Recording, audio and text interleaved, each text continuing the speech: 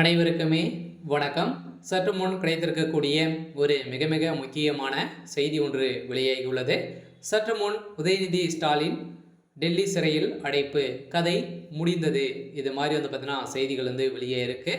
இப்போ உதயநிதி ஸ்டாலின் அவர்கள் வந்து பார்த்தீங்கன்னா ஏற்கனவே ஒரு திமுக வந்து வந்ததிலிருந்தே வந்து பார்த்தீங்கன்னா ஒரு மிகப்பெரிய பிரச்சனையாக தான் வந்து அவருக்கு வந்து இருக்கு இல்லையா? ஸோ அவருடைய வாய்க்கொழுப்பாலே இப்போ அதிரடியாக வந்து பார்த்தீங்கன்னா, அவர் வந்து டெல்லி சிறைக்கு போன நிலைமை வந்து வந்திருக்கு. ஸோ அதெல்லாம் வந்து பார்த்தீங்கன்னா, ஏற்கனவே சனாதன வழக்குல வந்து சிக்கியிருந்தாரு. இதை தொடர்ந்து வந்து பார்த்தீங்கன்னா, இப்போ அண்ணா பல்கலைக்கழகத்தில நடந்த விவகாரத்தில இவருடைய நண்பராக இருக்கக்கூடிய குற்றவாளியாக நேனா சர்கார் அவர் கைது செய்யப்பட்டிருக்கார் இல்லையா?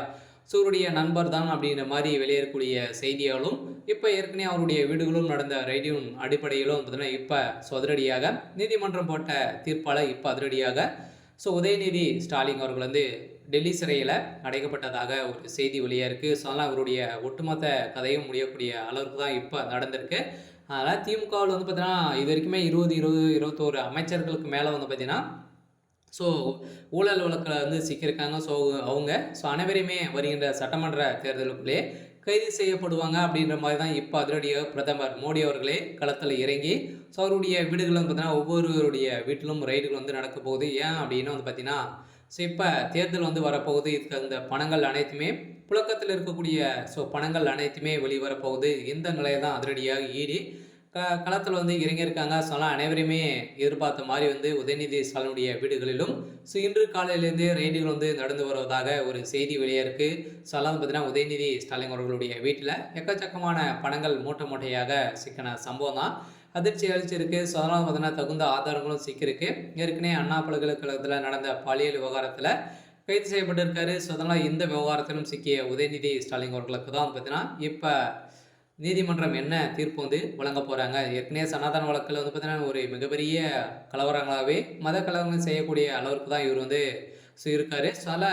ஒரு தலைமையகத்தை நடத்தக்கூடிய ஒருவரையே வந்து பார்த்தீங்கன்னா இவர் வந்து இப்படி பேசினார் அப்படின்னா மக்கள் அனைவருமே மத கலவரங்களை வந்து உருவாக்கி வரும் உதயநிதி ஸ்டாலின் அவர்களுக்கு தான் இப்போ எதிர்ப்புகள் வந்து வந்திருக்கும் நிலையில் வருகின்ற சட்டமன்ற தேர்தலுக்குள்ளே உதயநிதி ஸ்டாலின் அவர்கள் வந்து டெல்லி சிறையில் அடைக்கப்படுவார் அப்படின்ற மாதிரி தான் இப்போ வெளியேறக்கூடிய செய்தியால் அதிரடியாக திமுகவுடைய தலைமையகத்துக்கு ஒரு மிகப்பெரிய ஐடியாக தான் வந்து விழுந்திருக்கு. இந்த நிலையில் வந்து பார்த்தீங்கன்னா அதிரடியாக அமைச்சர் துரைமுருகன் அவர்களும் உதயநிதிக்கு ஒரு மிகப்பெரிய செக் வைத்திருக்கக்கூடிய நிலையில் தான் இருக்காரு. அதனால் என்னைக்கு மாட்டினாரு அப்படின்னா இவருடைய கதை முடியக்கூடிய அளவிற்கு தான் இவர் வந்து சம்பவம் வந்து செய்ய போகிறாரு.